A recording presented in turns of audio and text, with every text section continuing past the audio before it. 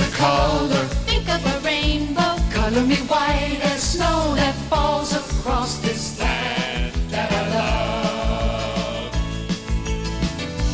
Loving thy neighbor, Just like a brother. willing to labor for those stars and stripes that fly up above.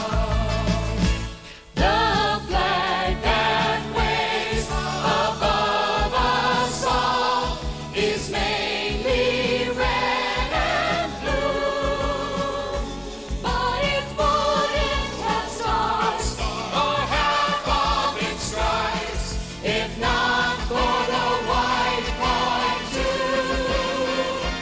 America, America, I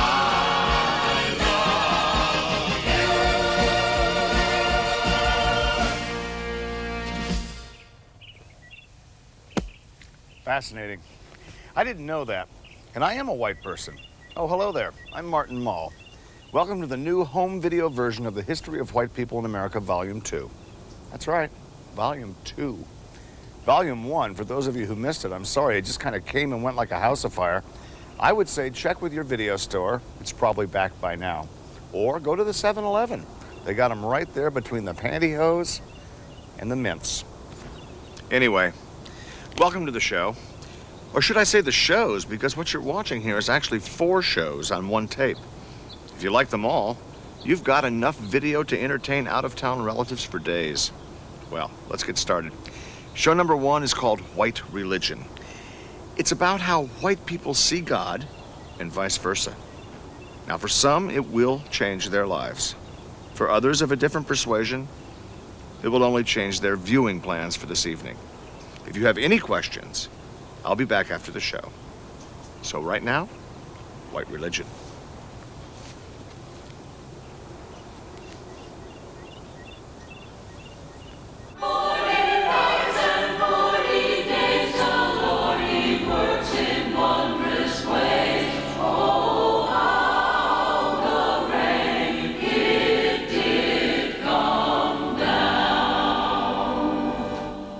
And why were all those animals there to begin with? Because animals were intended to congregate. And that includes the two-legged variety. I am deeply saddened to look out this morning upon so many empty seats. Where are our young people? Where are their parents? And their parents? Well, of course, their parents are dead. But next Sunday, I'd like to see this church looking like Noah's Ark, but hopefully not smelling like it. Oh, while I got you here, those of you who are involved in the Sodom and Gomorrah pageant, Mrs. Schneider will be holding costume fittings in the cafetorium right now. See you next Sunday. Bring a friend. Always plenty of free parking. Hello, I'm Martin Mull, and it is one beautiful Sunday morning here in Hawkins Falls, Ohio. We're here to continue our unrelenting exploration of the genus Whitus americanus, the white American. Now, where are all the people, you may ask? Well, as I said, it's Sunday morning, and it's my guess that these people are out exercising their basic right to worship in the church of their choice. The Catholics are saying their rosaries. The Lutherans are saying basically the same thing without the benefit of rosaries. The Unitarians are discussing El Salvador. And in South Hawkins Falls, the Baptists are shaking their tambourines and passing out. Now, these people may not all agree on the text, but they do agree on one basic truth, that there's something pretty scary out there. And it's worth an hour out of your week to make friends with it. The Harrisons have been members of the Hawkins Falls Methodist Church since Hal had his second gallbladder attack. I can't believe you wrote that thing all by yourself. I had some inspiration. Very long, too, a lot of work. Joyce enjoys singing the old-time hymns. Hal just likes knowing he's rubbed elbows with the guy upstairs. Did you buy your raffle tickets? Oh, good. Buy Hang a on to couple. them. It's a beautiful car. Thank you. You need a Buick. Hello. You know, I feel like I've rubbed elbows with the guy upstairs. Oh, me too. Well, it's a nice feeling. I hope it lasts all week. It will. Why don't we let Scott sit up front with you and I'll sit in the back with Debbie, okay? Let the lovebirds sit together. You ride shotgun. I want to ride shotgun. Oh, this way your mom's right next to me, son. Don't you do anything I wouldn't do, Mr. Harrison. Oh, Scott. Hey, what does that mean exactly? It's a joke, Joyce. It's the kind of joke that men like Scott and myself understand, right, Scotty? Get in that car. I've lost the key. Oh, you have. Why the hell do you always do that? No, I'm serious. You scared me to death. You wanted me to take the keys. Well, They were I thought I had making to a bulge traipse in your back in and pants. crawl under pews for Oh, 20 you minutes. know No, I really, have it's those annoying. keys. I know I told you to take it, but to remind me or something. Ooh, that's hot. Everything in? All right, let's get out of here. Sunday morning. Not only a time for the Word of God, but a chance to let it lap over into your real life. For the Harrisons, this means Sunday brunch at Danny's. Some may order breakfast. Some may order lunch. That's where they get the name, brunch. It has a nicer ring than Lunkfest. You know, you're a fine boy, Scott. You remind me a lot of myself when I was your age. You know what? Pass those around, will you? My How many favorite coffees? waitress. All around. Oh, I want. Do you have decaf? No, just calf. All right. Just well, tell her all it's right. decaf. She would know the difference. I would too. This Pumpkin, stuff makes me You crazy. shouldn't be drinking coffee. You should be having milk. Well, Scott, you don't know our little girl very well, does he, honey? She hates milk. Oh, she can't stand the sight of it. That's right. She has her own mind when it comes to the milk department. She's more bullheaded than her mother. Oh, Lord help the man that ends up marrying her. Honey. Well. How are you feeling? Scott? Oh, Debbie, honey, I was only kidding. You're not near as bullheaded as your mother. Come on. Don't cry, Pumpkin. It's okay. They don't know anything. Don't know what. Come on, spill the beans. It can't be that big a deal. I'm pregnant. Waitress, check, please. Let's go. Everyone out to the car. When we first came to Hawkins Falls to search out religion in white America, we just planned to give the subject a quick once-over, like 60 Minutes does. Joyce. She's not pregnant. Honey, why did Joyce, I want to discuss this out in the car. Thank you. But as we started following the footsteps of the faithful down the sidewalk of salvation, we realized that, whoopsie, we'd stepped right into a sticky moral crisis. We needed more film. I don't want to discuss it anymore. Where am I going wrong, Binky? Alfie, let's face facts. Church attendance is down everywhere, except in the South. And our congregation is primarily white, middle-class people. They don't have any spiritual problems that I can see for one lousy dollar. They don't need church. And they don't need a Buick. They've already got one. Maybe the raffle was a bad idea, huh? Well, why don't we just keep the Buick and use it for funerals? It's yellow. It's off yellow. Yeah, it's a gas guzzler. I say sell the darn thing, keep the money. For God's sake, let's get a professional youth director around here. Mrs. Schneider is just not working out. You're closer now. Get it. Hello. Hello, Reverend Prufrock. Hal Harrison here, sir. Oh, yes. Hi, Hal. How are things in the siding business? I have no idea, sir. I'm not in the siding business. That's Hal Jenkins. Oh, right. Well, it has been a long time then, Mr. Jackson. Harrison, sir, and it has been a long time since we've talked. Reverend, we have a teensy bit of a problem here, which I think may need some spiritual guidance. Is someone dying, Hal? No, sir, no one's dying, just the opposite, actually. Is she married? No, sir, she's not married. Well, we did have plans for later in the day. Water skiing. Can you make it right now? We couldn't be there that soon. Give us at least 20 minutes. Fine, Hal. Thank you for calling. Thank you, Reverend, and God bless you. Well, that's it. He'll see us. Oh, great. Okay, kids, quick, go change your clothes. We're going back to church. Come on, hurry. You should put on something new, too, hon. I don't want to just have to dress. Reverend Prufrock has been helping people like the Harrisons since 1967. He first felt God calling him to change the world while in the Peace Corps, teaching Bible stories, table manners, and ping pong to the natives of Uganda. He's there whenever a special word is needed. Hello, boys. I'm going to tell you a little story now. It's from the Bible. I like to call this the story of David and Goliath, but for today's purposes, why don't we call it the Buccaneers versus Joe Louis Vocational? Reverend Prufrock, if a team is losing 73-0 at halftime, is there a way we could forfeit the game so no one else... Perfect! Did you say perfect? We got 6 black guys and a Samoan on their team. We're no match. Jesus Christ. Reverend Prufrock, may I? Of course. We all know the story of David and Goliath. You told it to us 2 weeks ago, and we still lost. Ah, fine. Well, then, let me recite for you a poem I wrote, especially for this occasion. Let's give Jesus Christ the football. Let him even up the score. Let him run it through the crossbars, half of which he's seen before. Amen, amen, amen. All right, thank you very much, Padre. All right, you guys, let's go out there now. I want you to go out there. I want you guys to just go for the groin, all right? Just, it's the only chance we've got, believe me, all right? Not your own, Harrison. I want you to leave that thing alone. It'll stunt your growth, kiddo. Carry out for the second half. Let's go, go, go. Come on, get out there, go. All right. Have fun and play fair. Of course, Reverend Prufrock couldn't allow our cameras to intrude on his very private conversation with the Harrisons. There are still some things too personal for television. That's what these are for. You might want to take a look at these. They can sometimes help you right through the tough spots. What do I owe you for these? Oh, on the house. Really? Absolutely. Oh, okay. Thank you. I can't thank you enough, My Robert. payment is the fact that you decided to come and see us. All right, we've taken up enough of their time. Oh, not at all. Thanks again. But from the looks on these people's faces, it appears the Reverend has calmed the troubled waters. I'm not wearing panties. I know. Bye. My fault.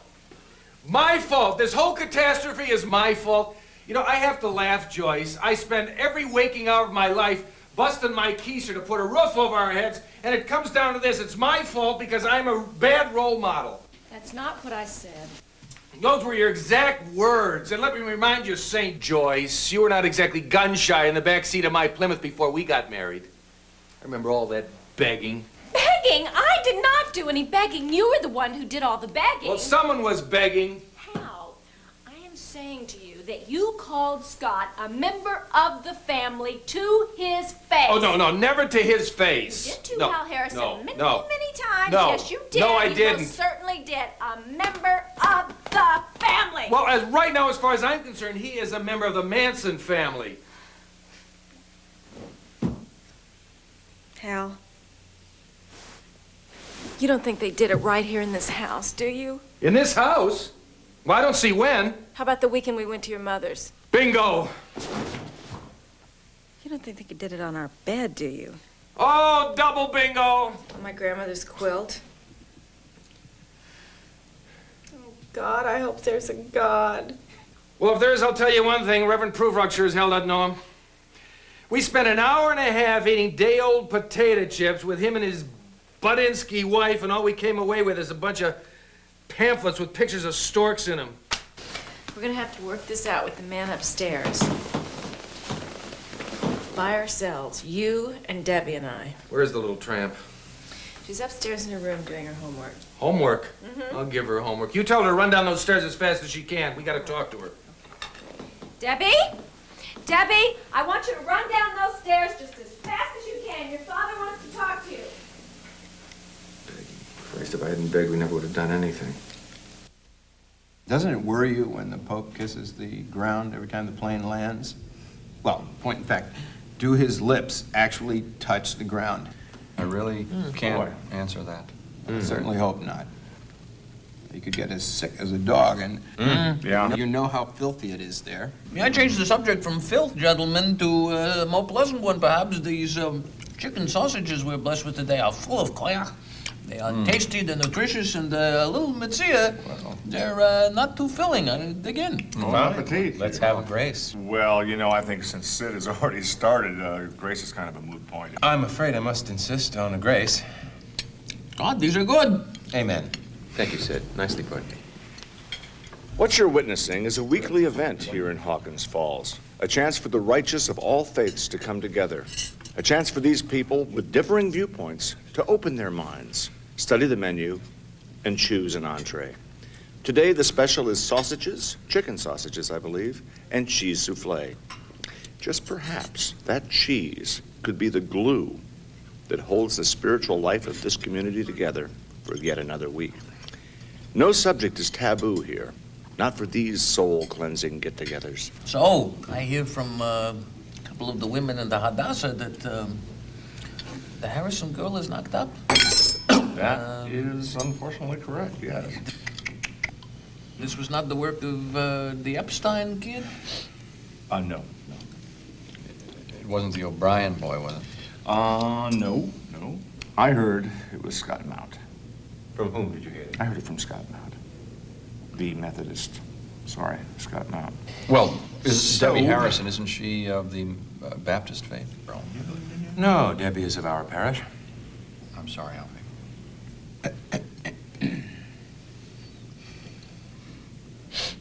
Gentlemen, may I suggest we are blessed today with the presence of a very fine, young Israeli-style wine? It's very sweet. Let's enjoy. You don't have to ask me twice. May I? A bouquet like sugar. You like cars? Yes. Do you? Well, listen, unless I'm very much mistaken, Mr. Mullins. It's Mull. Mr. Mull. Mull. This car is just the perfect transportation vehicle for you. It's a marriage made in heaven, you Well, might no, say. actually, I'm all set in the car department. I have got a BMW back in California that I'm crazy about. It's- German-made car. Oh, yeah, they make the best cars. And yet as you far were as I- born here in the United States. That's right. Just trying to help. Yeah, I'm sure you are. And you could help. Reverend, right over here, if you would. Reverend Prufrock, how's it going with the Harrison family crisis? Well, I've been praying on it, and I've given them our last pamphlet, and I'm afraid now it's in God's hands. And that's it? Well, I'm not a miracle worker, Mr. Mull. I can't go back in time and pull the boy off of her, can I? I wish I could. Well, I think we all wish that, don't we? But Reverend Prufrock, more to the point, as one of Hawkins Falls' leading clergy, where the hell are you going? Answer me something. Can your BMW do this? You know, Hal, this is the 20th century, and I think you realize that. You've got a couple of options open to you. Debbie doesn't have to keep that baby. I don't follow you. Well, I'm talking about the two big A's. In this case, number one, adoption. I mean, have you considered adoption for Debbie? What family would be interested? I mean, she's 16 now. She's pregnant. I don't think so. Yeah, I see what you're saying. So I'm not even going to suggest the other. Now, wait a minute. I'm up to hearing suggestions. I don't need any more advice. With all due respect to you, Mr. Mull, you finish up your film, Right. you hightail it back to Hollywood and work on your tan. I'm stuck sitting here looking at little Miss I'm just a girl who can't say no and trying to think up names for the next 8 months. Cheeseball? I don't like it. He'd take too much kidding in school. Besides, what if he's a girl? I understand. You know, Hal, in this case, I really feel for you. And I feel for Debbie, too. Might as well, everyone else is. Hal, I'm being serious now. I'm your friend. I know. Seriously, Joyce is the one you should feel for. She's about to step off the edge, if you ask me. Really? In what way? Oh, it's this whole religion thing, Mr. Mull. I'm worried about her. Are you a religious man? You know, in my own... You know what she's telling me now? That angels are coming into her bedroom in the middle of the night. And they sit around and have long talks about life and death and Debbie. And you don't see them? Hell, when I go out, you could drive a truck through a wall, let alone an angel. But I don't know what's next. What's it gonna be? Packing her bags for India? Blowing up a Howard Johnson? I mean, I love God as much as the next man. To God, huh? To God. He's one of the greatest. Great man. The finest. They talk about Stan Musial, but God is the tops. Been around for a while, hasn't he? Long time. But Jesus, Mr. Mull, I don't know what the heck I would do if I had to lose Joyce to the Moonies or something. Hal, I think I've got a solution to all of our problems. I see it as sort of like Donahue without the fat ladies. We'd start tight on me coming into the room. Follow me, follow me, follow me. Then, tight shot of you, tight shot of Joyce, quick cut to the others, and then back to me for most of the rest of it. Listen, thank you all very much for coming on such short notice. And where's Debbie? I think she's signing up for Lamaze. I should be with her. You young man should be in the Coast Guard. Now, you promised you'd be civil. Don't start, Joyce. Just don't start. Do us all a favor and do not start. If I may, please, the Reverend and I have been praying and thinking and praying about your situation, and we think we may have something to offer. What are you gonna do? Give him that Buick that you couldn't raffle off? Tommy, please, we are trying to settle a very serious problem. We don't need Meshuggah in the comments, young man. As a matter of fact, Mrs. Prufrock and I were planning to donate the Buick to the young people. So they can leave town with dignity. Well, that is very, very thoughtful and very Christian. And I think also we should get started here, Debbie or no Debbie. Hal, are you willing to open up your heart and forgive Debbie and Scott for their transgressions and accept them into your household as a threesome? All right, look, my daughter is my daughter, and she always will be my daughter, okay? All right, but if you're talking about this little scumbag who came parading into my own home like some preening peacock and proceeded to pour half a bottle of Jack Daniels down my little girl's throat and then made her perform acts I am too much of a gentleman to even mention in the presence of men of the cloth. Things I don't even get to do with my own wife, for Christ's sake, and on her grandmother's quilt. We moved the quilt. What? It was too itchy. Itchy? I'll give you itchy. Al, come here. This kind of behavior never solved anything. Al, please, please, you are a Christian. You're a Christian. Guess what, everybody? Guess what I'm not? A virgin? This is true. I'm not pregnant. Oh, Are you sure? It was Debbie Harris, not Debbie Harrison. They got the records mixed up. But that's okay. She's marrying the Epstein boy. Debbie Epstein? Oy vey. I must call Mrs. Nussbaum immediately. Listen, if we leave right now, I believe we can get a half-day rate on the room. Come on, Your everyone. style, Sid. I always have. Welcome back to the family, son. Well, I guess that's kind of a miracle, eh, Padre? Yes, I'd say so. And so was coming back from a 73-0 halftime deficit to whip Joe Louis Vocational by 1 point. Thanks very much, but it really wasn't a miracle. It was strictly medical. It was groin injuries, I've told you. But who gave you the idea? How'd that idea get in your head? Walk there, huh? Charles Darwin, okay? Darwin? Yeah, No, start Coach, her. I have some pamphlets for you. Just give me You'll a be second. sorry you wound her up. It has been a week of miracles here in Hawkins Falls. A miracle that Debbie Harrison no longer has to face a life of shame and degradation and possible twins. A miracle that Scott Mount found his true calling in the Coast Guard. And I think we all sleep a lot better knowing that he's guarding Lake Erie. The Fighting Buccaneers football team made every Hawkins Fallsian proud with their 1-9 season. That's a miracle. And miracle of miracles. This church is full on a non-holiday. Bless you, every one of you. Whoa! Almost forgot, if you're interested in a car that drives like a miracle, the Reverend here still has a next to new Buick to give away, so hold on to those ticket stubs. I know I'm holding on to mine. Grab them back.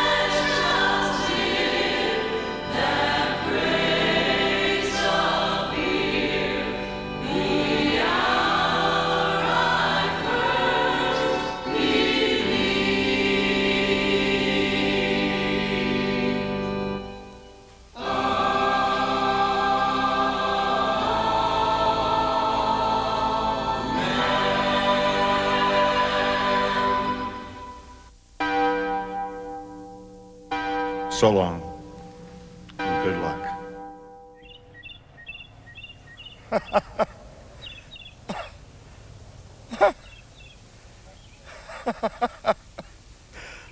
Well, no wonder it's so damn popular.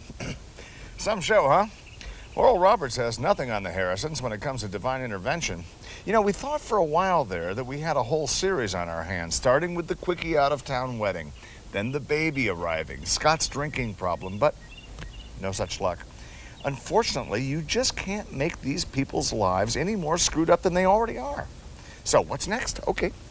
We now turn our attention to the subject of white stress.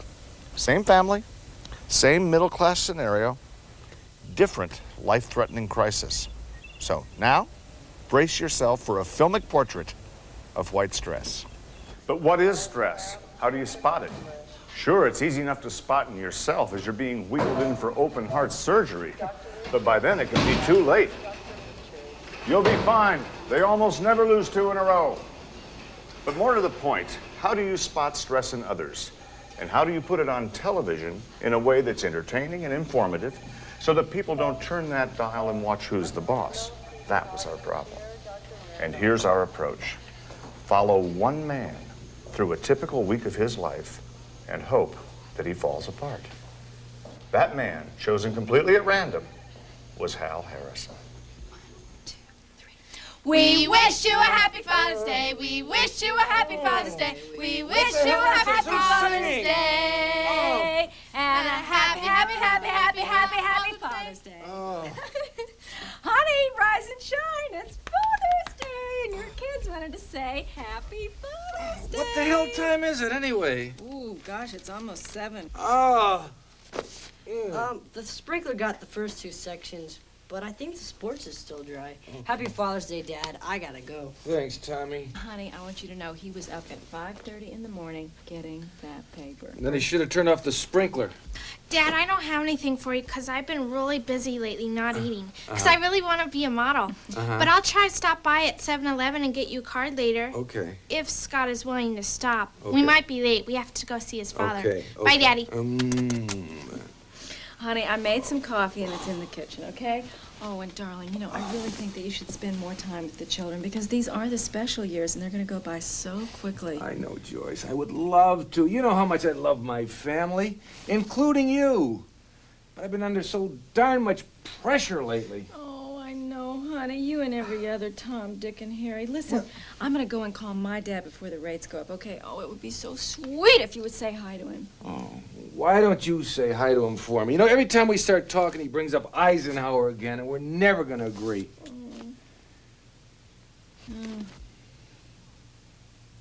Well, go on, fix some coffee. I'll be right up. I don't know, Daddy. He's just not the same man I married. No, he's tense all the time. He's always snapping at me and the kids for no apparent reason. No, Daddy, I don't think it has anything to do with Eisenhower. No. No, he's just... No, he's just... Ooh, he just walked out of the room. Okay. Hi, honey. It's Daddy. He says to say hello. He said, Happy Father's Day. Yeah. Okay, listen, Daddy, I'll call you on your birthday, okay? Okay, honey, bye.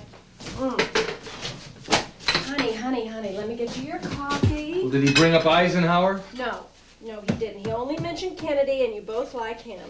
Well, that's a breakthrough. Here, honey. And you want a little sweet roll? Ooh, they're very, very, very good. Joyce, what do you weigh these days? I don't know why. Forget it. I'm sorry I brought it up, okay? I mean, I may have gained a few pounds, but you know I'm not 18 anymore. I didn't think it showed. Look, it's really no big deal. I just kind of wish you wouldn't wear stretch pants when I'm around. Wait a minute. Just hold your horses a minute here, Mr. Hal Harrison. I mean, I know that you're not feeling yourself. I am so. No, you're not either. You are grouchy and snappy and moody. Look, as long as we're naming the 7 dwarfs, don't forget Pudgy. Look, I can't help it if I have a father who has a heart condition and a daughter who will not eat and a son who's seen Rambo 12 times and a husband who mopes around the house like, what's his name on Dynasty. If I want to take a few minutes out for myself to have some Hershey's Kisses during General Hospital, I think that's my business, and I don't need you or anybody else to tell me I'm pudgy. I did not say you were pudgy. You did too. Those were your exact words. I did not. Yes, you did. Wait a minute, where are you going? I'm going jogging. What the hell got into her?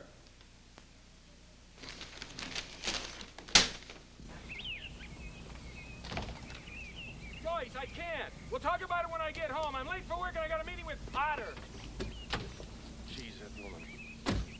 Well, lucky us. Hal Harrison is definitely cruising for a breakdown, and we're getting it all on film.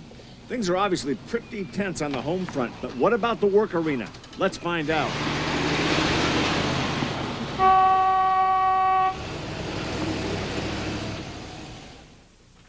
Hal, how long have I known you? 14 years, sir. Well, it's 13 by my count. And for 12 of those years, you've been working here. Harder than ever thought I would work, sir. Not hard enough, Harrison. According to your accounts receivable, we got ourselves a problem here. You have got to learn to relax, take more time off, and work harder. How do I do that, sir? That's your problem, Hal. One of many. Mind you, I'm just blue skying here, but I think the answer lies somewhere between tennis and working through lunch. Well, now let me say I have been working through my lunch hours, Mr. Potter. Well, you can't do that on a regular basis, Harrison. No, of course not. Your body needs fuel if you're going to be any good to me at all. Or any good at tennis. Yes, yes. But I wish you to understand that I have been under a great deal of stress lately. You and every other Tom, Dick, and Harry. Look, you can't spend your whole life in the on-deck circle. Sooner or later, you're going to have to quit your belly aching, step up to the batter's box, and swing at one. You understand baseball, Harrison? Yes, sir. Good. Now, let's recap. We've decided that you're going to work much harder, have more fun on your downtime, and, if I might add, try to lose a few pounds. Those shirt buttons are pulling in a way this company can't tolerate. Try jogging. I used to jog, but I just don't have the time anymore. I don't know. Maybe I do take it too seriously here. But I can take it more seriously, too. I think I know what you mean. There's a fine balance, sir. A person can live under a certain amount of stress. We all do, every day. Hal is no different. But there comes a point where stress takes over and says, hey, I'm in charge now and you're not. Hal Harrison has reached that point. Sharp into bedroom. Sandra, south of 5 points. Back to traffic all the way up to the turnpike bypass. Honey, my gosh! Hal! Hal! Oh! Honey! Are you all right? Honey! Honey! Hal! Hal! I don't know. He's just never been like this before, Mr. Miller. Maybe it's all the filming or something. No. It's not the filming. It's more than that. That's why we're filming it. Well, we've got to do something about it because he just can't go on like this. Right. Mom, Yeah, honey. Dad just called me Grandpa. Oh, honey, I'm sure he was kidding. Oh, Mom, I think Dad just wet the chair. Oh, boy. Honey. Oh, no, this is what I'm talking about. This cannot go on. We have got to do something. Well, first of all, I'd keep him off liquids, and second of all, I guess if you have something plastic you could put under him, like maybe a hefty bag or your shower curtain, or do you have a boat cover? Huh? And Mrs. H, could that's fine. Could I talk to you privately for just a second? Does Hal have like a confidant or someone he can really open up to, other than yourself, of course? Yes, there is someone. Good. Now, how does this person look on film?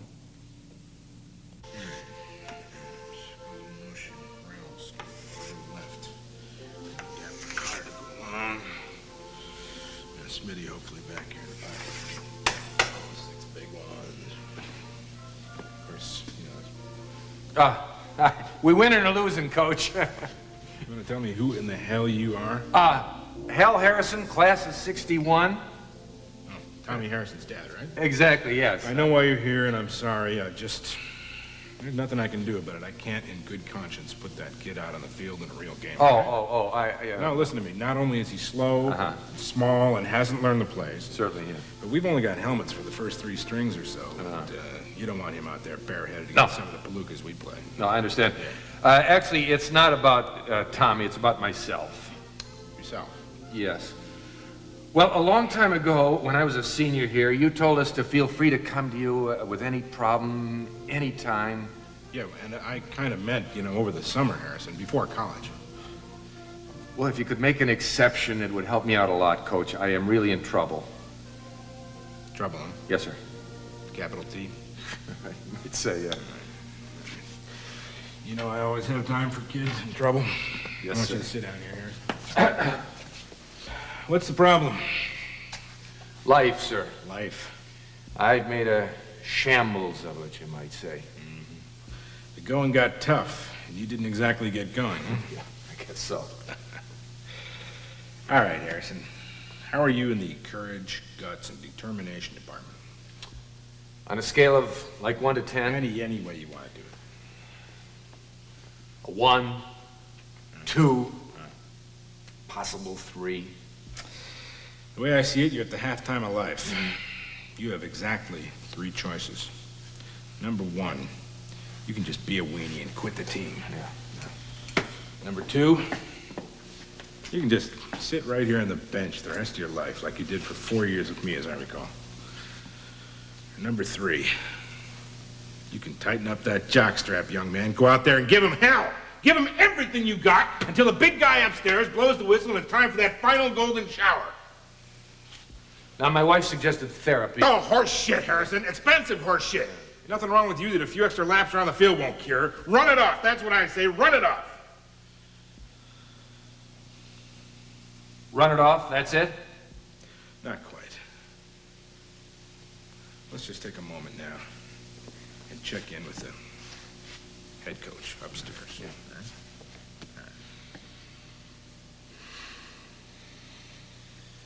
All right. All right. All right. I want you to go out there now, Harrison. I want you to give him hell, son. All right?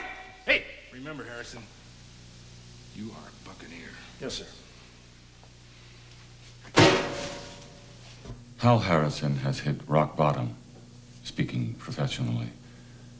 His is a problem shared by millions of white American men.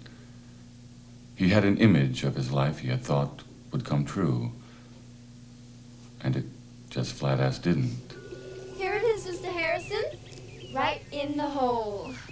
Well, what do you know? That's the 3rd hole-in-one in a row. Gee, Mr. Harrison, if you keep on making tee shots like that, we'll never get to see your pets. Don't be so sure about that. Where do we go now? On to hole number 4, of course. But don't you have to go to work? Hell no, work is for guys like Vern Potter. Step up to the batter's box and swing at one. Mr. Harrison, can I sleep with you tonight? No. It's my turn. Wait. No, it's my turn. It's mine. Girls, Karen, Kimberly, be ashamed of yourself. We'll work it out. We always do, don't we? Hole in the hole, and hell goes in the cart. Come on, girls. Who's gonna drive? I'm the seat. Whoops, you sit right here. Oh! Watch for bins. Hal's image of his life never materialized, and yet he couldn't let it go. The result? A busload of stress. The kind of stress that can lead a white man to an early grave. And no one wants that. Hal had only 2 choices. Spend his remaining days in La La Land, or spend his life savings on some kind of therapy. Now for Hal, spending the rest of his life as a good-natured rutabaga had a certain appeal. Joyce, however, felt the only hope lay in therapy, and she found a lay therapist. Every fucking day it's the same thing. The same job, the same boss, the same wife, the same kids, the same car, the same garage. The same you, huh? Yeah, the same me who can't hit a golf ball without slicing it into the trees. The same me who has to beg his wife for 6 months for you know what. Bill, there are other people here. It's okay. Go with the flow. Oh, well, thank you, Mr. Jackson, but I think my husband's done flowing. Oh, it's easy enough for you to say that, Bill. Jesus, you have no idea what it's like to be in my skin. You don't have to listen to her incessant harping or hear their stupid problems all the time. You don't have Vern Potter for a boss. Jesus, man, you don't know what real slavery is. Look, your people just seem to get up in the morning and enjoy life. You go out and disco dance and you slap hands and you eat ribs and you screw constantly. Oh, Jesus. You don't know what it's like to hate life like I do. Hal, you are absolutely right, but you're shouting! Shouting? How do you respond to that, Mr. Jackson? Well, our white brother over here apparently has a low opinion of himself, his wife, and kids, and thinks all we do is dance around like buckwheat all day. I think the motherfucker's going to kill himself, and probably should. I'm sensing anger. Doctor, my husband is absolutely right. Let's go, honey. Let's go watch a Ben Vereen movie and shoot heroin. Hey, they must have cable. There's no Ben Vereen movie on regular TV. Hey, wait a minute. Where does that leave me? Do I have to pay for 2 families now? We're just 10 minutes into this thing. Al, money is not an issue when your mental health is at stake. Oh, horseshit, my friend. Money is always an issue. And you big noses know it better than anybody. Jesus, will someone give me a break? All I'm asking is someone give me one damn break. Hal, Ah, I want you to look at that empty chair and think of it as your father. Oh, Hal's not very good at picturing things. May we do something else, please? Yeah, like leave.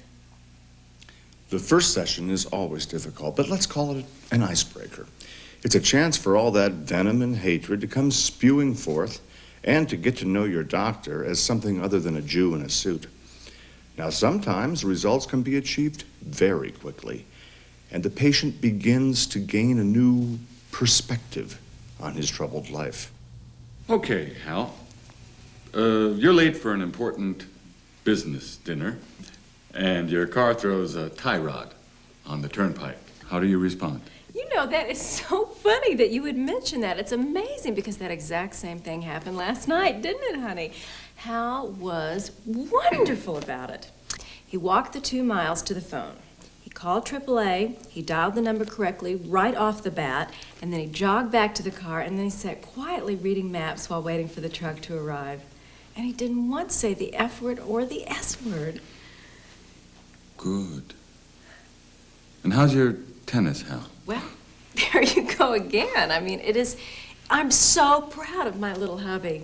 This morning, for instance, he had a game with his boss, Vern Potter. Oh, I know Vern. He's one of mine. Oh, well, anyway, he lost 6-0, 6-0, 6-0. He didn't cry. He didn't throw the racket. And he insisted on buying the beers. Of course, he didn't drink his because he didn't want to be a menace on the road. Wow. It looks like someone I know is crossing the finish line. Congratulations, Hal. I think we're ready to settle up here. Settle up? Settle what up? Well, as you know, I've been letting your therapy fees slide for 2 days now so as not to upset you. But now that you're well, and we're all pretty happy about that, you owe me $3,000. $3,000? $3,000? For what? What, do we break something? You know, all I've seen you do for the last 4 hours is sit there and nod your head and say, I see and I understand. Well, my wife and kids have told you stories about myself I wouldn't tell to an army buddy. Jesus, how do you get a job like this? You're supposed to be treating me for stress and you hit me with a bill for $3 friggin' grand? Well, I'll tell you something, Mr. Marblestein or Stein or Berg or whatever the hell it is. You're the one who ought to have his head examined. And, Honey?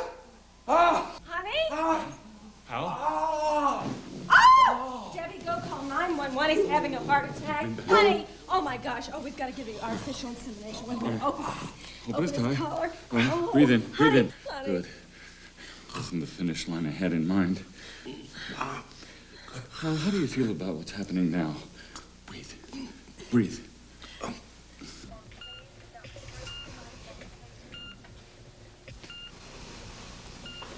Oh, this is great. Well, normally we don't allow cameras in here, Mr. Mull, but if you sincerely believe you've got a shot at an Ace Award, I suppose we can bend the rules a little bit, can't we? Oh, well, I got one in the pocket right now. What can I tell you? Do you really? Oh, yeah. What is an Ace Award? It's sort of a cross between an Oscar and a hood ornament. Oh, yeah. Doctor, how sick is he? How long does he have? Well, the rest of his life, Mrs. Harrison. Unless I'm missing a page here, I think we overreacted. This wasn't a heart attack. It was an anxiety attack. Oh, for Pete's sake. And according to this stomach contents report, which I don't think you want to see, it was triggered by gas. What did you have for dinner last night? According to this, it was cat food? No, chili. My homemade chili. I make it with salmon. It's one of his very favorites. Well, there you go. Case closed. You can take him home when you like. And here's a prescription for Rolaids. Well, now, excuse me, but can't you get Rolaids over the counter? Oh, you can. But they're a lot less expensive that way. Oh, I see. Thank you. My pleasure. Well, Hal cheated death. Hey, no need, fellas. False alarm, it was just gas. Chili with salmon? You got it. What does a man like Hal Harrison do, knowing that he's a walking time bomb of stress? He monitors himself with one of these. It tells you your heart rate, your blood pressure, your gastric quotient, and most importantly, it measures stress. Should any of these things reach alarming proportions, this little gadget makes a noise like a car being stolen. And best of all, no one will know you're wearing it. Here's how it works. Lauren. Thank you. It affixes to the sternum, right in this area right here, where it remains for as long as it's needed. It's a very tricky operation. Let me show you once more, a little slower and a lot closer.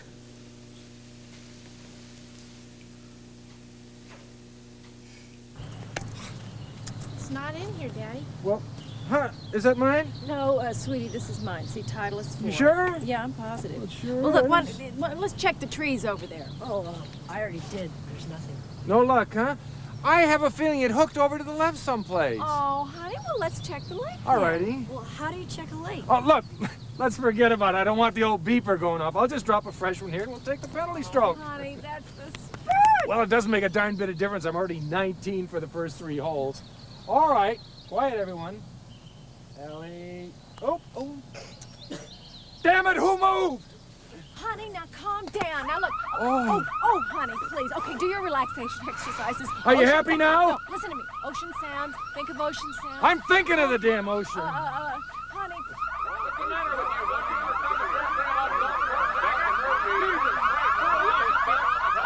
Hey, quit your belly aching, fellas. I'm triple bogey here in the boneyard. You don't hear my beeper going off. So long, everybody.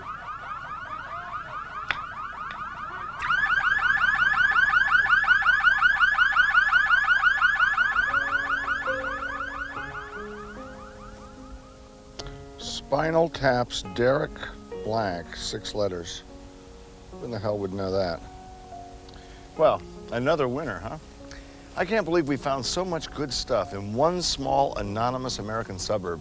Makes you wonder why there aren't more shows like this. Well, there are. 2 more. You have now reached the halfway point. It's a good time to maybe shut down the machine for a minute and rest your eyes. Don't worry, I'll wait. Schwartz? Oh, you're back. Good. I was getting a little worried.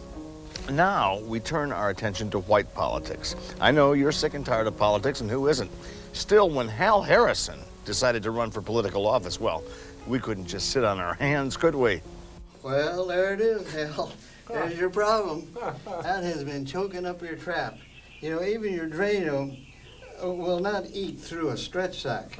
Mercy, mercy. No, there's too much plastic in there.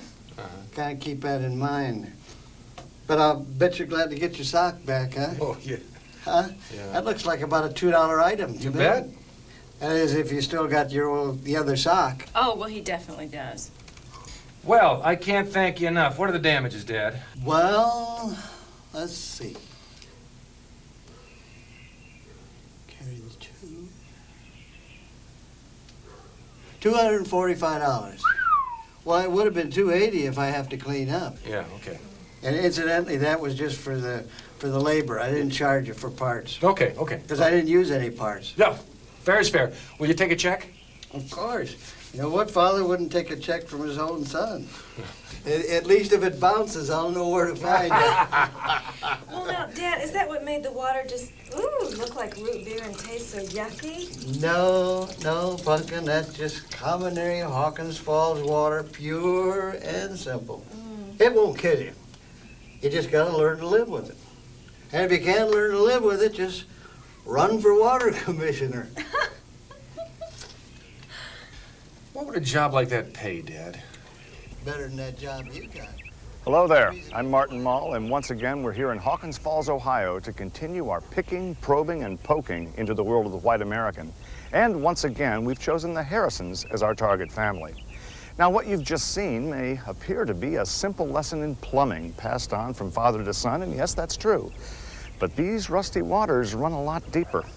Face to face with a crying need for liquid reform, these civic-minded citizens are about to dive into a very exciting new world, the world of politics. So, come on in. The water's terrible.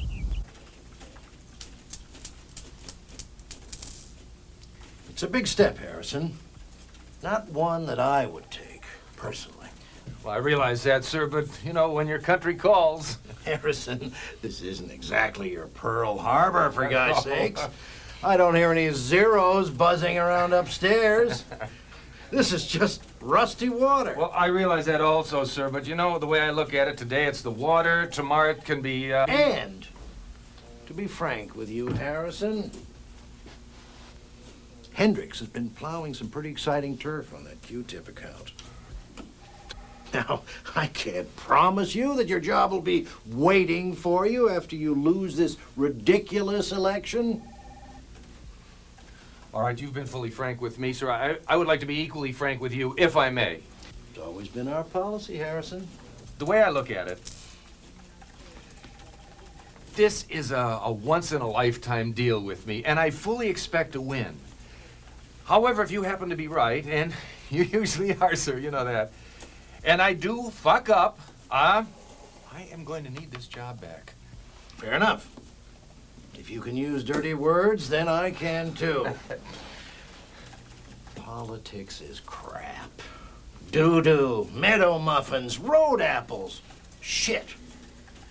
And so is Hendricks, sir, if I may say so. I mean, anybody with dirty ears can sell Q-tips. Feel better getting that off your chest, Harrison? Yes, sir, I do. Good luck, boy. You'll need it. Thank you, sir. Wish me luck. I just did. Good, because I'm going to need it.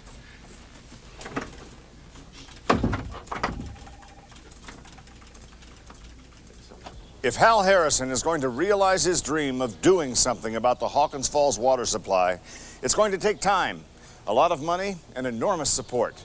And the most crucial support of all, of course, must come from the candidate's own family. It's insane, Hal. Absolutely insane. You're telling me you quit your job because of the tap water? It's just a little rust. We need iron in our diet. Dad, just go into Mr. Potter's office tomorrow morning, tell him you had a fever, and beg for your job back, please. That's right. You've done it before dozens of times. You can do it again. Can't we just use bottled water and forget the whole thing? No, we cannot, Tom Harrison. To begin with, how are we going to take a shower with bottled water? Answer me that, please. Secondly, or B, that would be giving up, and a Harrison does not give up. As a perfect example, even in the very worst of times, which this may well be, I've stayed married to your mother, bless her heart. I love you like a husband, Hal Harrison. I have to. But you're acting like a complete and total stranger. I mean, you've quit your job and you're yelling like a madman in front of the children and you're letting your burger get cold. Dad, you're gonna have to run against Hal Adams. Isn't he like your best friend in the whole wide world? This is more important than friendship, Debbie. And Joyce, I have a question for you, and all of you try to follow me here.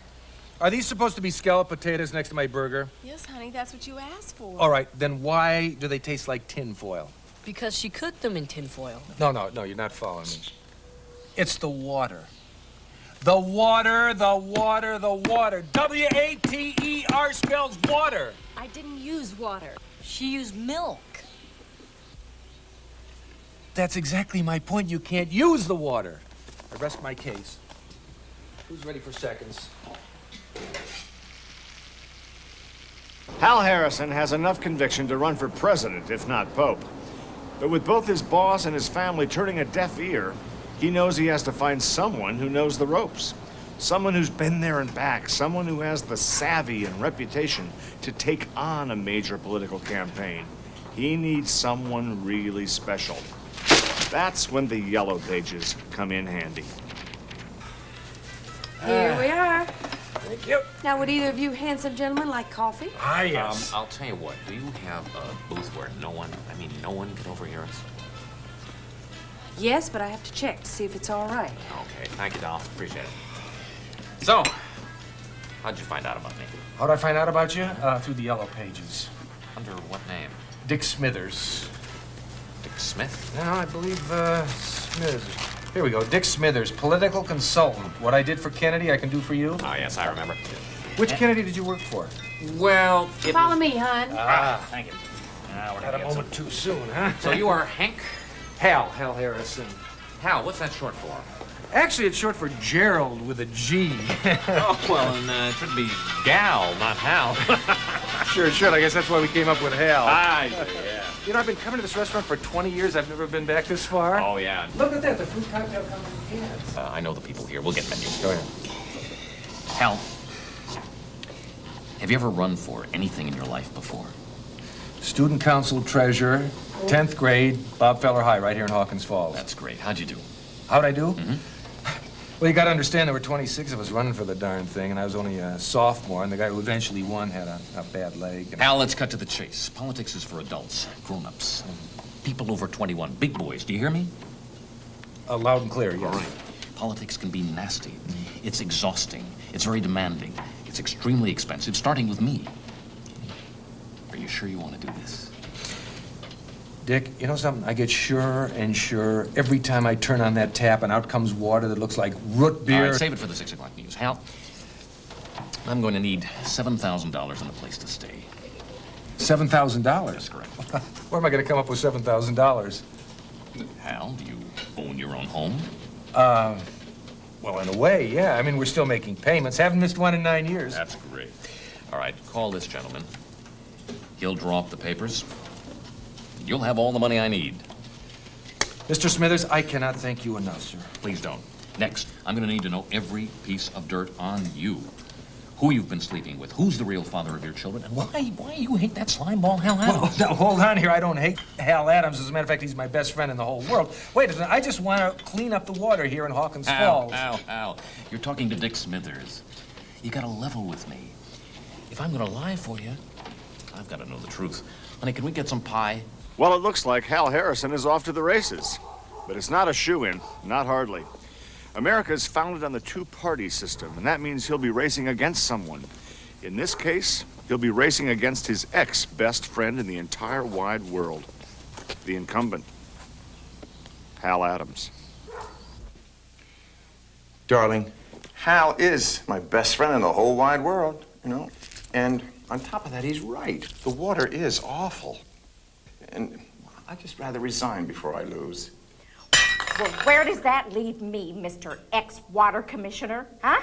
You remember me.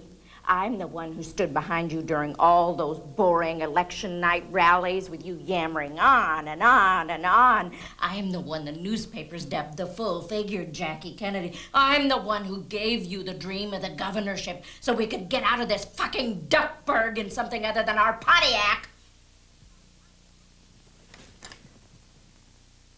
Darling, it almost sounds as if you would leave me if I weren't the water commissioner. Bullseye. The majestic Hawkins Falls, where gravity plus water equals breathtaking beauty. And me, I'm here next to the Hawkins Falls catch basin. It too is beautiful, but perhaps deceptively so. Let's check it out for ourselves. Whoa! Now this rust color could come from untapped iron ore deposits right here in the Tri-County area. As for the root beer taste, that comes from man-made chemicals, just like in real root beer.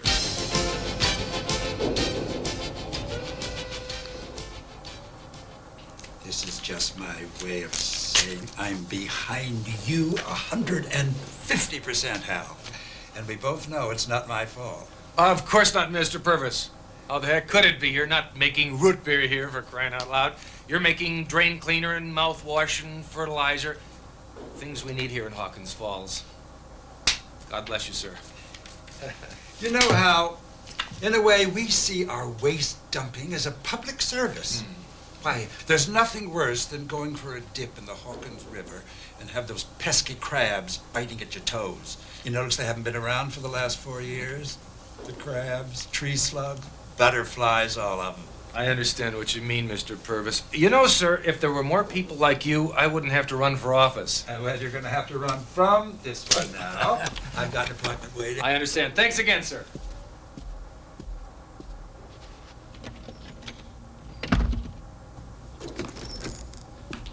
Adam, sit down. Got good news. The fertilizer stock just split, and the mouthwash is going national. I'm prepared to give you twice as much as last time. Let me just ask you one thing. Is Harrison been here? Here and gone. And how much did you give him? $200, and he was glad to get it. He won't be a problem. What you've just seen may have burst a bubble or two for some of the more naive of you in our audience. What do I mean by naive? Well, any of you out there who still believe there are such things as duly elected officials, meaningful international borders, or a safe nuclear power plant.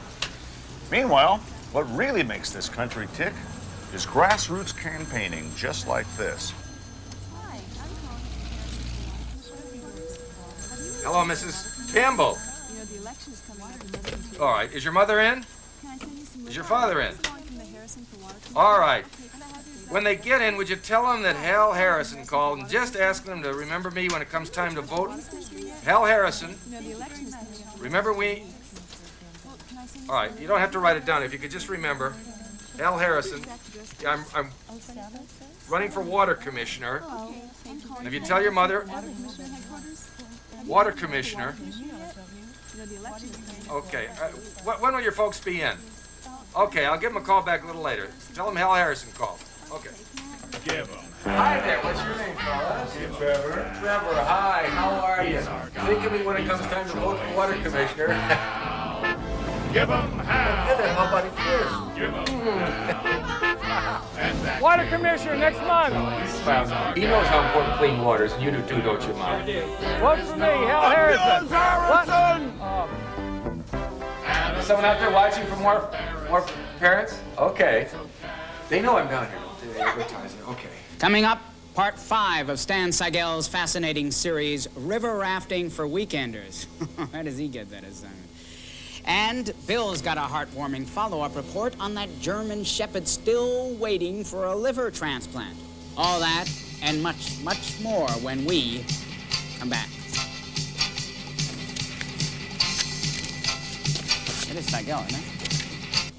Water. Water. Mommy, come I need quick. water. It's Daddy on TV. We all need water. Here's some water, Mr. Harrison. Ah. It looks like a real desert, What is doesn't this? It tastes like rust and looks like root beer. It's Hawkins Falls water, Mr. Harrison. Well, I won't drink it, and I won't stand for it either. He looks cute. This is the last glass of filthy water that slime ball Hal Adams is going to force down my throat. Vote for me. Oh, I think this is great. It came out great. Who are those girls? Who are they? Now that's more like it. When did they do that? That could have been us. No. I can't believe this. Dick, I have another Dick on the phone here. Dick Higgins down at Higgins Hardware. And he has what I think is a darn good question. That is how the changeover in the water system is going to affect his... It has been said that in order to create, one must destroy. Consequently, for Hal Harrison to create cleaner water and perhaps a lucrative political career for himself, something has to go. Unfortunately, it looks like his marriage.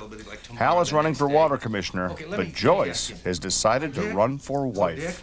Dick, Mr. Smithers seems to have been called away from the phone just momentarily. Why don't you give me your availability now? I appreciate how late it is, and I thank you so much for staying up to talk to me. How does it look for you the rest of this week? All right, now what about the beginning of next week? Yeah. Okay, well, we're now getting towards the election. So later this week or early next week. And like any loving wife, she'll do what has to be done to keep her man.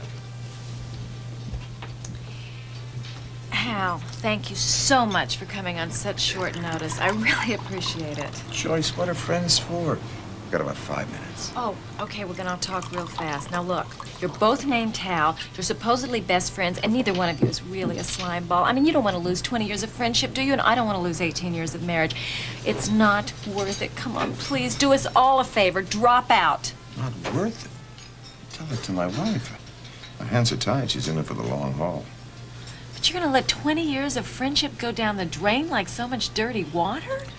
First of all, the water is not as dirty as Hal says. And secondly, yes. Yes, what? Yes, I am going to let 20 years of friendship go down the drain. My marriage is more important. Now, I understand you trying to talk me into dropping out. Show there are no hard feelings. I'm paying for the wine. I insist. Oh, no. No, I come on. can't let you do I that. insist. No. Now, look. Oh, darn. here, I'll get it. No, Hey. I'm doing it. This is my wife and my best friend. Yeah, although it looks a little bit like your wife and her best friend. Wait a minute, where did you get this? Somebody dropped it through my mail slot this morning, along with a note that was signed Concerned Citizen. Well, let's tear this thing up right now. Harrison, you amateur, don't you realize there are probably 15 of these floating around town right now? Oh, good Lord. How do we fight something like this? Well, in the long run, I think you fight it with a quick trip to Reno. But for now, I say you take the high road. Meaning? A debate. It worked for Kennedy, and it almost worked for Mondale. I see you as somewhere in between. Oh, that little tramp! That slut! That little trollop! What does she think she's doing? What is she doing? I believe it's called oral sex. Well, not around here, it isn't. That's called sodomy, and that's called disgusting. Well, in political circles, it's also called blowing the election. Dick, how are we going to fight this thing? Well, Babs, in the long run, after he's elected, I think you fight it with a quick trip to Reno. For now, I think you take the high road. Meaning? Meaning a debate. It worked for Kennedy, and it almost worked for Mondale. I see your Hal as kind of in between there. Will you take a check? Yes, sir. I can indeed. I'd appreciate it, since I'm kind of on the go these days, if you'd make it out to cash.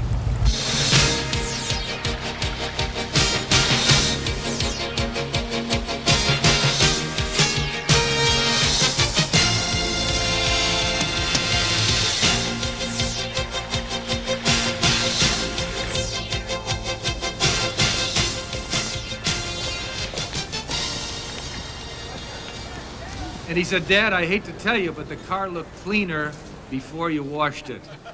And that's my own son. So in conclusion, I'd like to say what I've been saying all along. Water, you waiting for? Vote for me! Please, ladies and gentlemen, please, I must caution you to please sit on it until we are done up here. Thank you. Now, Mrs. Fenton, would you like to ask Mr. Adams the same question about the little drinking fountains in Chicago, or do you have a different question? No, that's my only question, Mr. Mull, so I'll ask it again of Mr. Adams. Thank you, Mrs. Benson. You said Chicago, which brought to mind a wondrous happening, I'd say about, I don't know how many years ago, but I was about 12. My dad took me to the Museum of Science and Industry. And when I went in there, I was amazed at the size of it. They've got a big one there, believe me. They had a coal mine in the basement, a whole coal mine. They had miners with lamps. Could we get to the point, Mr. Adams, please? Oh, yes. Anyway, my dad showed me a plumbing exhibit. I looked at it and I said, Dad, someday I'm going to be a water commissioner. And my dad said, Son, I don't really care. I just want you to be the best you can be. And I know I'm the best water commissioner that can be, but this ball of slime comes along, slinging his slime and trying to ruin things. Time is up. We're on a timer here. Mrs. Adams, please sit down. I have to get in another question, and I believe it's Mr. Purvis's turn, if you have anything you want to ask. As you all know, I'm simply here as a concerned citizen. Concerned, like all of you, that we elect a water commissioner whose character and reputation is as spotless as the water he commissions. Unfortunately, neither of these men fit the bill. How do I know this?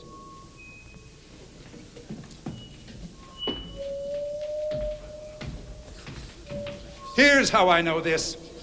Bring in the photo.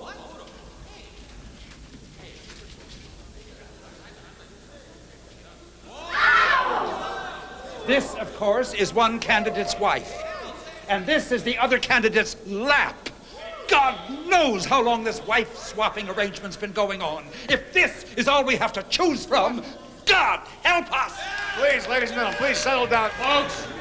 Folks, I don't know about you, but I say we can't trust either of those two men up there. There's only one honest man on that podium, and it's Bud Purvis. I say Purvis for water commissioner. Purvis!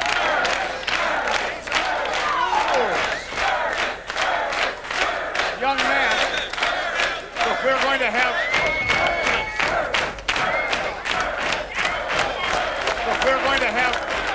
There's a discussion group afterwards. We can do all of this. Why can't we wait for the question and answer period? Is that too much to ask of all of you? Oh, this is ridiculous. I'm out of it. No, I don't want the check. I just want to borrow a blank check. Just for a second. check. Yeah, I just want to show my husband how something. I'll give it right back. So you want your check? Well, whatever's easier for you.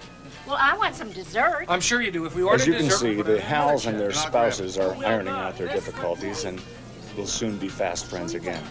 As for the post of water commissioner, Bud Purvis won a unanimous victory as a write-in.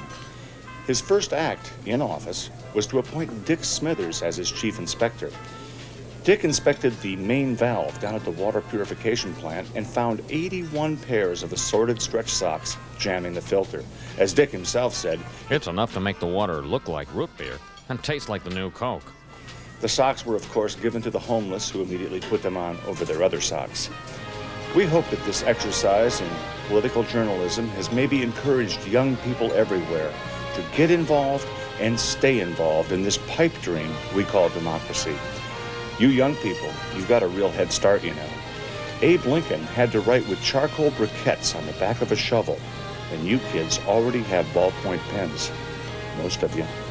Think about it. Look, it was 3 weeks ago. I don't even remember where my hand was. The point is, the check, for some reason, like, you know, No, it fell actually went over like the this. side, Oh, and then the I thing is, the leaned check over was and more fell- over- Ow! Hey! Let me tell you something about our fourth and final show. It's called White Crime. This time we go for broke. We take off the gloves and do our best to ruin some people's lives. Next, White Crime. You could be next. It was the Wright brothers, two industrious young fellows from Dayton, Ohio, who revamped traveling in this great country of ours.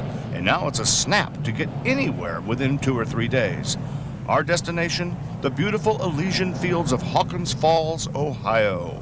And as usual, our producers went to no expense to make sure we got there in style and safety so we could bring home the bacon, or in this case, a TV show. Of course, if we were doing a special on breakfast foods, we could have a segment on bacon, and probably a darn good one, but certainly not a whole show. Not unless you split it up into all kinds of specialty meats. That would, of course, include bacon and beef jerky and Jimmy Dean sausage and scallops. And, whoop, caught myself. Scallops and mollusk. Well, my lucky day. I didn't die on the plane. My foot's not asleep anymore. My bag's the first one off. So far, no crime. Good morning. Good morning. Wait. What? Oh, okay. This bag does not match the baggage claim. You know, you're right. Whoopsie. What are you trying to pull here, pal? Oh, pulling nothing. I just grabbed the Officer, wrong bag. got a live one here. No, Step you over this don't. way, sir. No. Step What? over here, sir. I'm Dr. Fisher. Hello, doctor. This is my doctor's bag. I'll be darned. It is. It looks exactly like my bag. Save the horse shit. It says doctor right on it, see? Now, I've got enough drugs in this bag to put a cow to sleep, and you're from Hollywood. Right. I can put 2 and 2 together, young man. I haven't been living under a rock for 62 years. Arrest this bozo. Oh, no, that's unnecessary. You see, it's just a mistaken identity thing. A lot of these bags look alike. Yeah, I'll say that, don't they? Yeah. Come on, downtown. What? No. You know, generally, I'm a very generous tipper, but I'm having serious second thoughts here. This is no way to handle a guest in your community. Joyce, I don't know why you bother making pies. These people do it so much better than you. You know what? You're right. I think it's the crust, isn't it? It's not soggy like yours. Yeah, mine's a little heavy. It's doughy. Yeah, it's my mother's. Well, you eat it then. I'm just saying. I like it. No, it's not sweet. You're right. I mean, I don't like a admitting sweet it, one. but you're absolutely right. Why didn't you Pie buy crust store-bought? wasn't that great either, was it? Store-bought's the best. I don't know. Maybe I could meet Danny or something and get his recipe. Mom, there is no Danny. He's made up, like Ronald McDonald or Bozo. Who would make up Danny? It's gotta be a real person. You know, Debbie, sometimes you're so stupid. Debbie, are you going to argue with your brother? Or you're going to eat your pie? Because if you're not going to eat it, I'm going to, huh? Honey. You've had my pie. You've had Tommy's pie. You don't need Debbie's Who's pie. counting? That's why I married you, honey. Because you're right every time. Check. There you go, hon. Whoa, what, we break something or what? What is that, the address? Wait a minute, nobody ordered tax. Honey. Just pay it, okay? Oh, she loves I got it. lipstick Oh, that's all right. Listen, let's see if we got any of the old long green. Joyce, how are you in the money department? Oh, honey, I've just got the grocery money, and you made the rule. You can't touch it. Where's she? Erlene? Sweetheart, you still take plastic, don't you? Oh, sure. We take MasterCard, Visa, Diners, Amex, and JCPenney. Chevron's no good? Not here. I may have my J.C. Penney's. Hold on.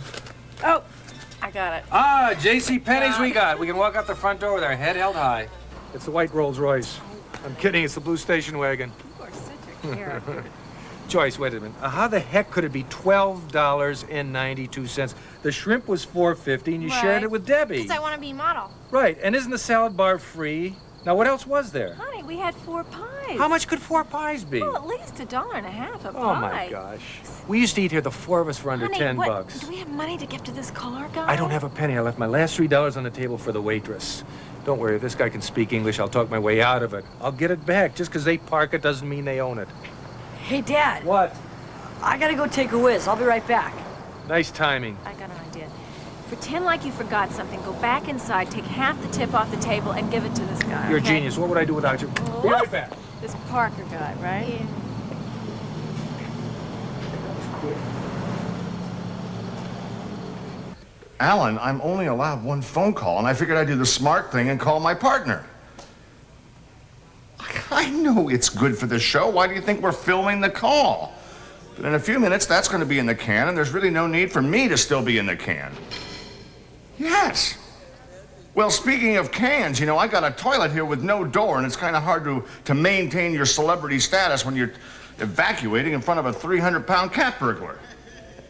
Yeah, you too. Okay, take me away, pal. Better take this. I might hang myself. Oh, hello.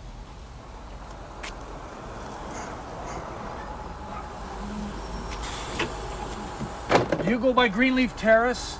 Which one does? This one used to. Honey, would you please just check your pockets again, please? Joyce, stop badgering me. I've told you 100 times. I went into the restaurant, I looked on the table, there was no tip. The waitress said there never was a tip. So I just finished Debbie's pie and came right back out. I don't understand this. I mean, I swear I saw that $3 on the table. It makes no sense. I know what happened to it. Tommy stole it. He does it every time we eat out. Ever since he was 9, little thief. He didn't have to whiz. Debbie, that is a terrible thing to say about your brother. You're calling him a thief. Now, you listen to me. Look at me when I'm talking to you. The whole idea of this family is based on love, respect, and trust, young lady. Empty your pockets, Peckerhead. Boy, old man, I have never seen anyone that pissed off in my life. It must have been the bus driver not taking his check. It couldn't have been the $3. Yeah, he was pissed. But let's look on the bright side. You'll still be a young man when you get out of here. Drugs a big problem around here? No, I can get you anything you want. Hello again. Martin Mull here. Well, I guess this really is our lucky day. We came here looking for crime, and now I am one. Yes, even though completely innocent of any wrongdoing, I have allowed them to arrest me and book me. Why, you may ask? Well, I guess just like Geraldo Rivera, I wanted to get knee-deep into the truth. Will I be treated fairly, honestly, and blindly? Well, that's not up to me, and it's certainly not up to my roommate. It's not even really up to the jury. It's up to this man right here. Probably the most important man in law and order today. Your lawyer. When it's your ass in the ringer, you want your lawyer. Right, Ned? Ned? That's our motto. They've taken everything, including the toaster oven. And that was $100. As if things weren't bad enough, the Harrisons returned home to find out that they'd been robbed. The local police were of no use. They were busy practicing their horsemanship for the annual Labor Day parade. So, what to do? Well, like many Americans, the Harrisons decided to turn to private security. It's kind of embarrassing having nothing in your home. Yeah. We're going to fix that. Now, how many windows are we talking about here? In the whole house? Yeah. I have no idea. I never counted them. Well, you better start. What do you think the chances are, Mr. Harrison, of your wife being raped in the next 20 minutes? I have no idea. 1 in 2? 50-50. Pretty scary, isn't it? Who would do a thing like that? You have a teenage daughter, don't you? Yes. Is she attractive? We like to think so. Honey, I think we should go for the whole shebang, including the searchlights and Doberman. Joyce, we're talking about $4,000 here. Do you have a basement? Yes. Big mistake. Do you have a phone? Yes, sir. Answer it. Will do. Yellow! That's great, thank you. They found the guys. Oh, great, with their furniture? I didn't ask. You are the victims. The victims of society. And I'm going to lean very heavily on that in the pretrial hearing, all right. Here's our story. You guys moved furniture before?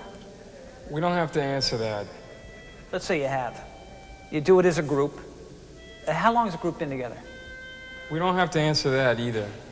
I'm writing down 5 years. You've been together 5 years. You're experts at moving furniture. You went to the wrong house. That's all. Simple misunderstanding. Sounds okay to me. Good.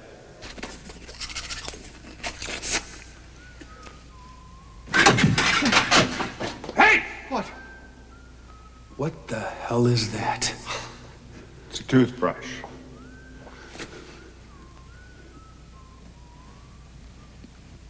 Let's sharpen it.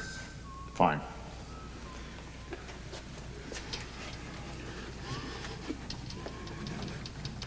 Damn. Not getting anywhere. Well, it's a medium. You probably need a hard. And could you not touch the bristle part, please? Oh, sorry. No, not super unleaded, unleaded. For the love of Pete.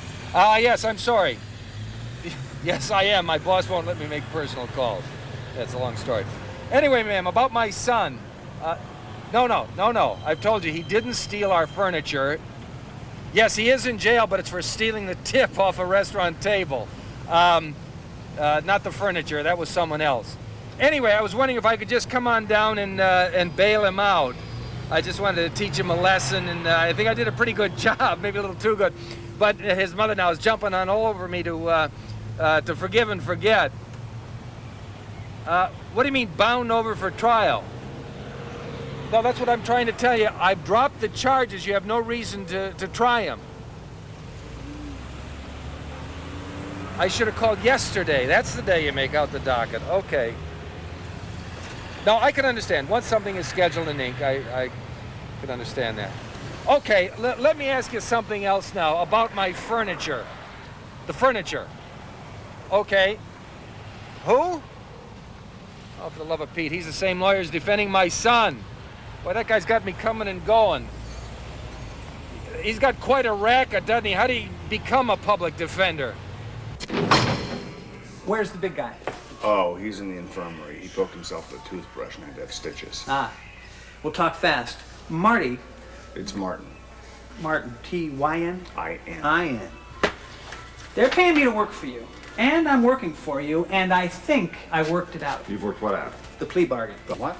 The plea bargain. The what? The plea... Look, you're accused of stealing Dr. Fisher's medical bag. If you pay the fine, I think I can get them to drop the charges. Oh, for Pete's sake, Ned, if I pay the fine, where's the bargain? Plus, I didn't try to take his bag. I never even got mine back. I know that, and you know that, but I can't get the court to buy it. Look, don't worry. Just pay the fine and go to Hibbing and do a documentary on specialty meats. Uh-huh. Ned, is it possible for a person to fire a public defender? I think so. I'd have to check the manual. I've got one in the Saab. No, Ned, no need. You're fired. I'm going to handle my own case, okay? I will butter up the judge if necessary. I will drop Hollywood names if it comes to that. But I will walk out of here because I'm innocent and because this is America, isn't it? Whatever you say, Mr. Mull. I'm working for you. No, you're not.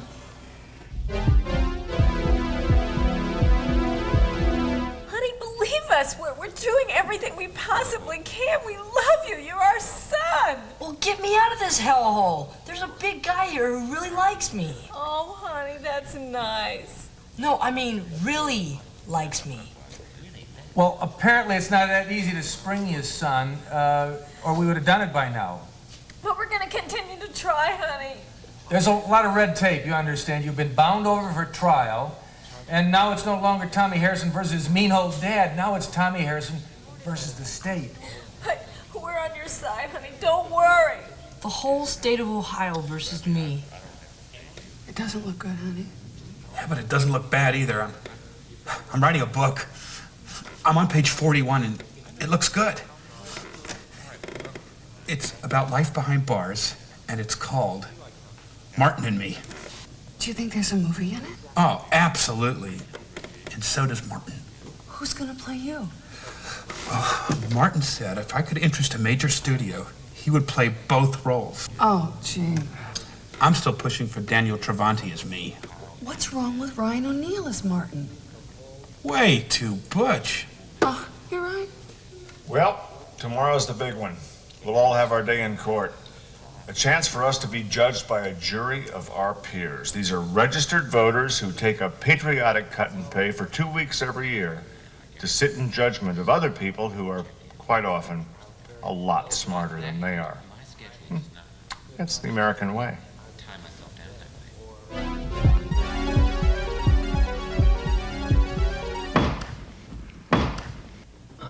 Okay. Who we got today, Bert? Tommy Harrison versus his father and the state. Next, Tommy Harrison's father versus the Midnight Moving Company. Next, the big guy again. And last, but not least, Mr. Hollywood versus Doc Fisher. Mr. Defense Attorney? Your Honor? Let's hear your closing argument. Well, come on. I don't have all day. Your Honor, ladies and gentlemen of the jury, I ask you, is this the face of a hardened criminal? Or is this the face of a confused and bewildered young man, emotionally brutalized and economically deprived by his own parents? In complete confidence, Your Honor, this fine young man confessed to me moments ago that he had had a dizzy spell and impulsively snatched those measly $3 from that Danny's tabletop in the hopes of buying some pipe tobacco for his father. Yes, the very same father that ran him in Your Honor, I sum it up in one phrase. Cherchez le daddy. What the hell does that mean? It's French, Your Honor. It means look for or at the daddy. I don't even smoke a pipe. This is a complete travesty. I was just trying to teach my son a lesson. Is that a crime? Sit down, Mr. Harrison. Your boy's as guilty as hell. And here's my verdict. 6 months at the Tough Love program in Wheeling, West Virginia. That ought to straighten out this little peckerhead. Excuse me. Your Honor, excuse me, if I may. I'm the boy's mother, and I really would like to say something if possible. I saw the movie Tough Love on TV, and I thought it was good.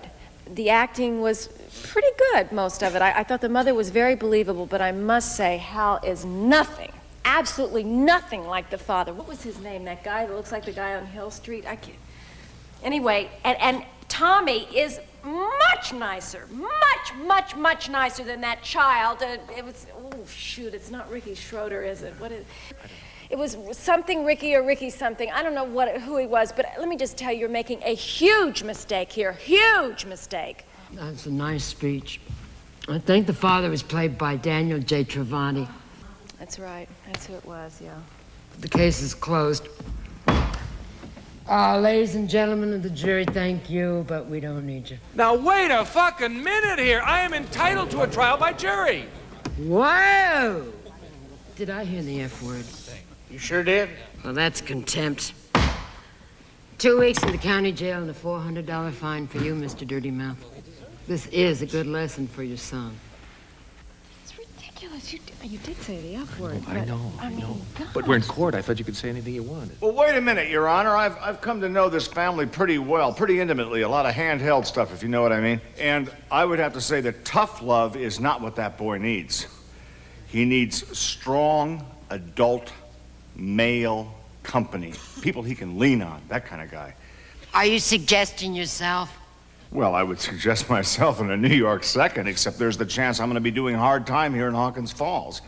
But again, that's up to you, isn't it? And boy, those earrings are beautiful. They really are. They're you. But let's say I am freed. Well, even then, I'd have to pass because my schedule is just a bear. I've got dry cleaning I haven't taken in weeks. Mr. Moll? Yeah. What are you suggesting? Please. Well, I was thinking maybe of this largest gentleman right here. You know, in the few days that we've been kind of like roommates, I've come to know this man, and I'd have to say he's as solid as a rock. So what are you in for this time? Borrowing a photo, Matt? That's nothing. No, that doesn't sound so bad. I agree with Mr. Moll here. I mean, what this boy needs is guidance, see? So while his dad's in jail, I want you, hey, yeah, you, to report to his house, and I want you to teach this kid whatever it is that boys ought to learn. Toy trains and push-ups and that kind of boy crap. Thank you. So I'm free to go then, right? Pick up my stuff? Mr. Moll, sit down. Next, something about a moving company. Who represents them? Again, my privilege, Your Honor. Well, where the hell are they? They were here a minute ago. Jeepers, they must have stepped out. Stepped out? Police are still searching for 3 ne'er-do-wells who apparently just walked out of Hawkins Falls Superior Court today during their own trial. It was unusual, to say the least. Well, I'm not sure that they were ever here in the first place. I mean, I never saw them. That's for damn sure. Thank you, Judge. Speaking of Judge Thompson, she really threw the book at another defendant today in a case we've come to know as Mr. Showbiz versus the kindly old doctor. That's right. It looks like Gadabout Martin Mull is going to be kind of a fixture around Hawkins Falls for some time to come. He came here to clean up, and that's just what he'll be doing. Hold open. It's open. Wait a minute, 2-parter. Down the hatch. 12:30, Hal. So? Your turn to scoop. No, wait, that's if we start at 6. We started at 8. You got 2 more hours, Mr. Showbiz. Why did we start at 8? Who couldn't find their special socks here? An orthopedic sock. My left leg is a quarter of an inch shorter than my right, and you know it. They look the same to me. You want me to scoop? You think that's easier? Yes. I'll show you something about scooping. Put your finger in there, like, try to pull that away from me. That gives you grip. Just scoop, Hal. Try to pull it away from me. There, you can't do it. I didn't try very hard. You act like these are gonna blow up in your face. Go down to them. Scoop. Ever see pictures of Pee Wee Reese fielding a What you grounder? do, measure your legs one morning and find this thing out that it's a quarter inch shorter or something? Doctor did it. Scoop. Can I get another bag? Sorry, not till that one's full. He's not allowed to give us another bag. Oh, this one's just about shot. You watch him. He knows what he's doing.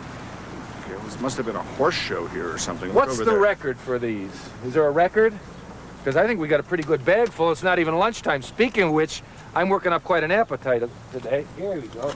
Scoop. It's and deep dish drop. pizza again, I think. Oh, not bad. Well, that's it. If you're still watching this, then you're probably a real video addict. You probably checked out every tape in the store, including those in the Best of Ally McGraw section. Until next time, this is Martin Mull saying, turn this thing off and get to know your family. They're pretty funny, too. So long.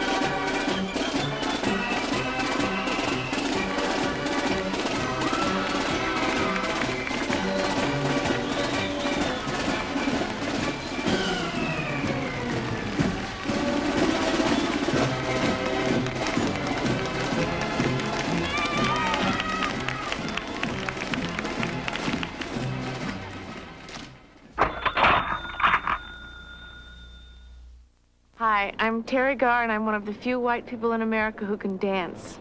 Hi, I'm Bob Eubanks, and I'm a white person. I've been on television for many years, and I guess this is the first time that I've ever publicly stated that I am a white person. In the history of white people in America, host Martin Mull takes you on an in-depth, conscientious, and outrageous look at that often misunderstood non-ethnic group we've come to know as white people. That's about all. Oh, love. With insightful interviews, Odori dekinai. important information, Pepper's a binder. You know, it's all right if you're having a little digestive problem, but, you know, you have to use a lot of white sauce. And, Mushroom soup. That's exactly right. and the latest scientific data. Now, our research shows that these are the 5 most popular white meals. You have your macaroni and cheese, your grilled cheese sandwich, plain cheese sandwich, tuna noodle casserole with potato chip topping. Now, you can do this homemade, or Stouffer's has a dandy one in case you're pressed for time. And then for a dry snack, we have your portable and affordable Cheez-Its. You'll meet the Harrisons and discover how white families enjoy spending time together. I hate this meal. meal. Your mother worked hard to prepare a nice meal, young lady. Now show some appreciation. Sid. You'll see firsthand how friendly white people can be. So when Irma told me that one of my neighbors was sick, I decided to do the neighborly thing. Oh, I'm a Sikh, Mrs. Harrison. I'm not sick. Oh. And you'll be moved to tears by the heartfelt patriotism that forms the backbone of white culture in America today. In conclusion, I'd like to leave you with something my father used to tell me when I was just a lad, and I think it pretty well sums it all up. And I'd like to quote, "The flag that waves above us all is mainly red and blue, but we wouldn't have stars or half of its stripes if it wasn't for the white part, too." Every man, woman, and child in America should be strapped to a chair and forced to watch that show. Several times. I'm not kidding. Martin Mull presents a hilarious mock documentary, The History of White People in America, from MCA Home Video.